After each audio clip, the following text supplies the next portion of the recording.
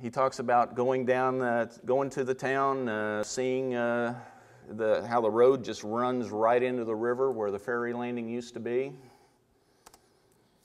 Well, what he's done here is he's taken and kind of created West Lancaster from the communities of West Union, West York, and Old York, Illinois. This is Old York, Illinois. It's right on the Wabash River. Here is the road coming right in town, and it runs right into the river. And back in the old days, there was a ferry there. That's a picture of the ferry that I got from Ron. I always have to look at it, spell or say his name right. Deisher over at Marshall. I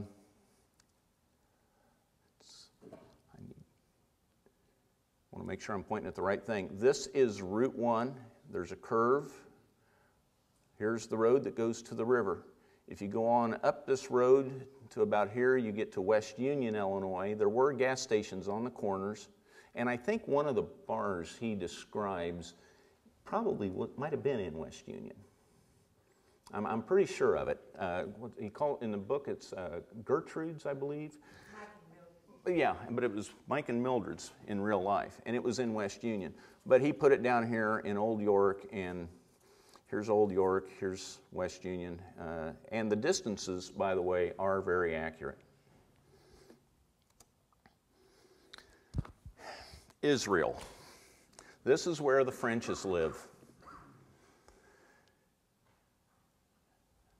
Israel was one of the oldest towns in the state in the book. Abe Lincoln stopped there, according to the book. It was it had a new bridge going across the river. Well, there is the bridge at Hudsonville, Illinois. I took that photo on November 23rd, 1988 with a radio-controlled camera in its absolute final moments. The camera was on the approach to the new bridge. And it was a grand bridge. It was an absolutely gorgeous, gorgeous bridge. And due to the way it was, I think Jones's, every time I've read this book, it's always struck me how he refers to the bridge leaping across the river. And if you had seen this bridge, it leapt across the, I mean, it was a perfect word to describe it. A little bit more about Israel. He talks about the bridge. Looking down as he goes up the approach to the bridge and seeing the main street, or seeing the town, the town's houses and buildings. It used to be a French fur trader's landing.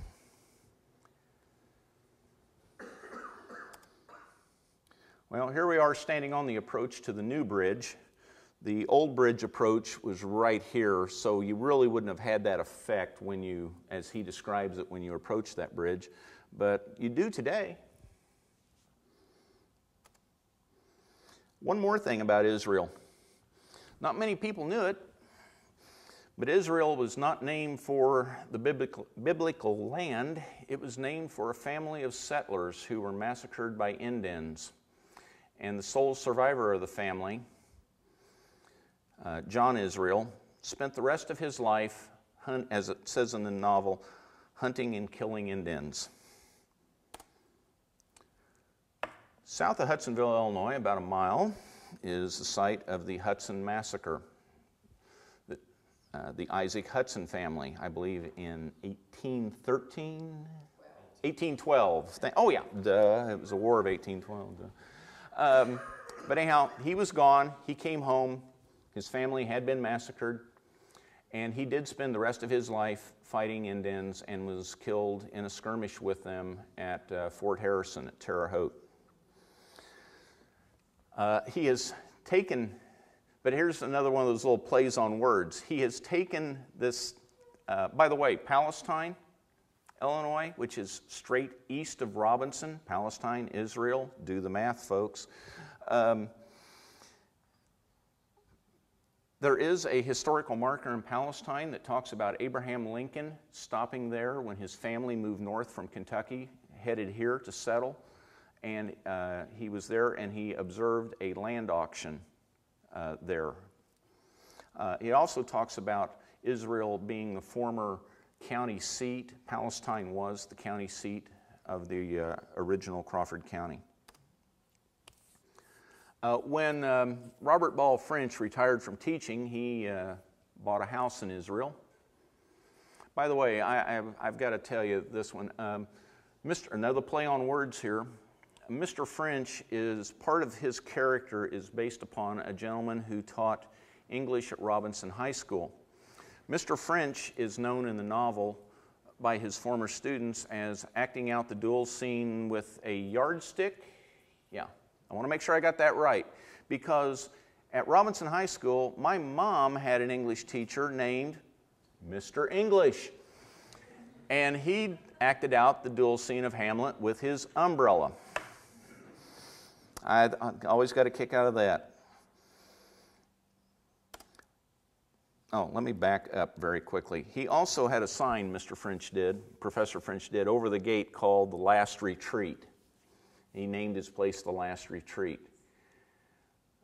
That's also the sign what was on the sign going into the colony. Now, I'm not saying this is the house it's based on, but on the north side of Hudsonville, if you kind of follow the directions Jones gives you in the novel, you would eventually find a house like this, a red brick house, rather square, built after the Civil War, long, tall, narrow windows. And it's known there as Sunnyside. It was built in 1885, and I can't think of her first name for right now, but the woman who lives there, her last name is Slaughter, now lives there and owns it. So, one last thing I believe before we get out of this. There's a couple of places where he talks about Bama having a farm down on the Dark Bend River. And also the sheriff, or the police chief in Parkman, he's from the Dark Bend River area in that. So in my imaginary, this is actually Crawford County, there is the Ambraw River, cuts through the southwest corner of the county, and down in this area down here, it is known as the Dark Bend of the Ambraw. Reportedly, back in the old days, it was a hangout for outlaws and bandits.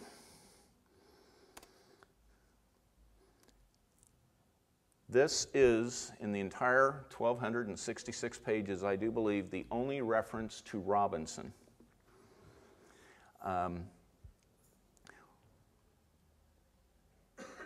He's looking through the front window of, I believe, the athletic club at the blackboards in there where they had the scores of the basketball games and stuff that were going on in the area. Probably because there was a little gambling going on those things. And it talks about how Parkman had won, but so had its two arch rivals, Paris further north and Robinson further south. So he put Parkman where Marshall is. Marshall, Route 40 goes right through it. So, if we take the real Crawford County and Clark County, West Union, West York, Old York, Marshall's a little further north. Here's the bypass right there. Of course, I-70 wasn't there then. I put Oblong in for a reference in case some of you need it, and I wanted to make my wife happy because she's from Oblong. If you do that, and then compare it to the fictional place, you come up with this.